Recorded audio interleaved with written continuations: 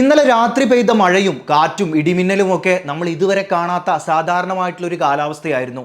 March 26 വ്യാഴാഴ്ച ഉച്ചയോടുകൂടി പെയ്ത മഴയിൽ രാജ്യത്തെ മിക്ക താഴ്ന്ന പ്രദേശങ്ങളെയും വെള്ളത്തിനടിയിലാക്കുന്ന ഒരു സാഹചര്യം ഉണ്ടാക്കി. അതുമാത്രമല്ല, ദുബായിലടക്കം നഗരജീവിതം ഭാഗികമായിട്ട് തടസ്സപ്പെടുന്ന ഒരു അവസ്ഥയിൽ വരെ എത്തി. ഇപ്പോൾ ഇന്ന് മാർച്ച് 27 വെള്ളിയാഴ്ച രാത്രി വരെ ഈ ഒരു കാലാവസ്ഥ തുടരും എന്ന് പറഞ്ഞിരിക്കുന്നതിനാൽ നമ്മൾ ഇന്നുകൂടി അതീവ ജാഗ്രതയോടെ മുന്നോട്ട് പോകണം. ദുബായിൽ നഗരത്തിലെ റോഡുകളിൽ വെള്ളം ഉയരുന്നത് തത്സമയം നിരീക്ഷിക്കാനായി RTA സ്മാർട്ട് കമ്മ്യൂണിക്കേഷൻ പ്ലാറ്റ്ഫോം സജ്ജമാക്കിയിട്ടുണ്ട്. വാഹനങ്ങൾ വേഗത കുറച്ച് സുരക്ഷിതമായി അകലത്തിൽ പോകണമെന്ന് ദുബായ് പോലീസ് അറിയിച്ചു. അബുദാബിയിലാകട്ടെ ഇന്നലെ അൽദഫ്ര മേഖലയിൽ 74 കിലോമീറ്റർ വേഗതയിലാണ് കാറ്റ് വീശിയത്. നഗരങ്ങളിലടക്കം മുസഫയിലടക്കം 71 കിലോമീറ്റർ വേഗതയിൽ കാറ്റുണ്ടായി. ഈ അടിയന്തരമായിട്ടുള്ള സാഹചര്യങ്ങളെ നേരിടാൻ സജ്ജമായിരിക്കണം, അപകടങ്ങൾക്കെതിരെ മുൻകരുതലുകൾ സ്വീകരിക്കണമെന്ന് അബുദാബി സിവിൽ ഡിഫൻസ് അറിയിച്ചിരിക്കുകയാണ്.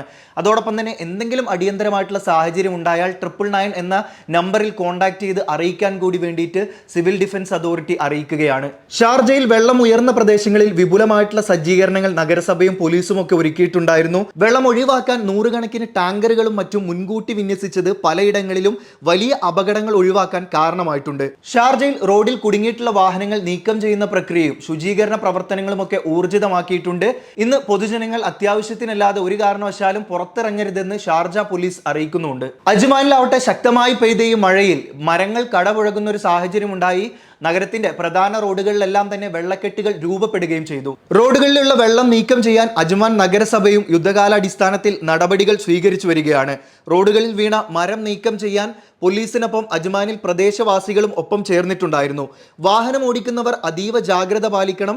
എമിറേറ്റിലും അത്യാവശ്യ കാര്യങ്ങൾക്കല്ലാതെ പുറത്തിറങ്ങരുതെന്ന് നഗരസഭ അറിയിക്കുകയാണ്. റാസൽ ഖൈമയിലും ഉമ്മുൽ ഖുവൈനിലും ഫുജൈറയിലും ഒക്കെ ഈ കനത്ത മഴയെ തുടർന്ന് പ്രത്യേക ജാഗ്രതാ നിർദ്ദേശം പുറപ്പെടുവിച്ചിട്ടുണ്ട്.